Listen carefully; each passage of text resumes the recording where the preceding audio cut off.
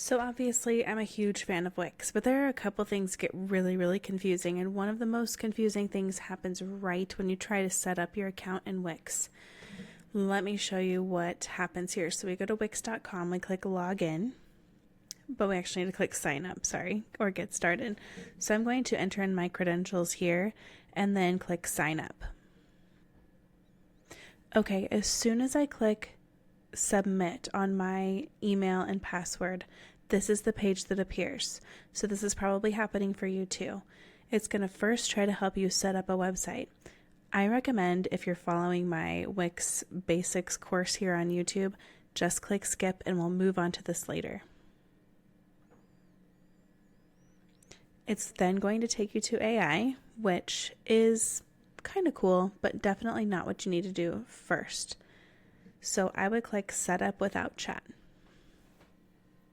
Okay, next it's going to ask you what kind of website you want to create. Again, click skip. Then it's going to say preparing your dashboard. Great, okay, so in order for Wix to have an account for you, you have to have a website attached to your account. It's just the way that it works. So that's why they've been trying to get you to set up this website as you're trying to log into Wix.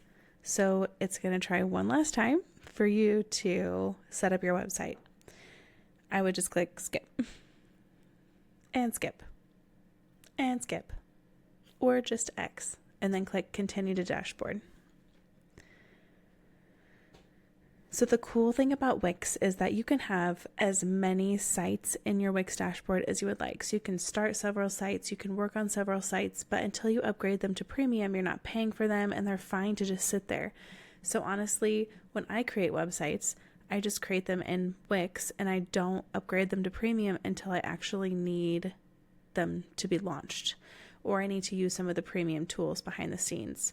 So if you're following this Wix online course here in YouTube, the Wix Basics, then at this point we're going to be moving on to how to set up your first site in Wix.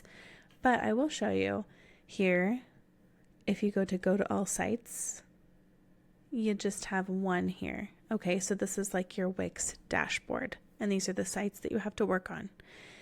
So in the next video, we're going to work on creating a site and what that looks like, and then we're going to move on to how to customize that site, how to understand the editor, and all of that. So stay tuned.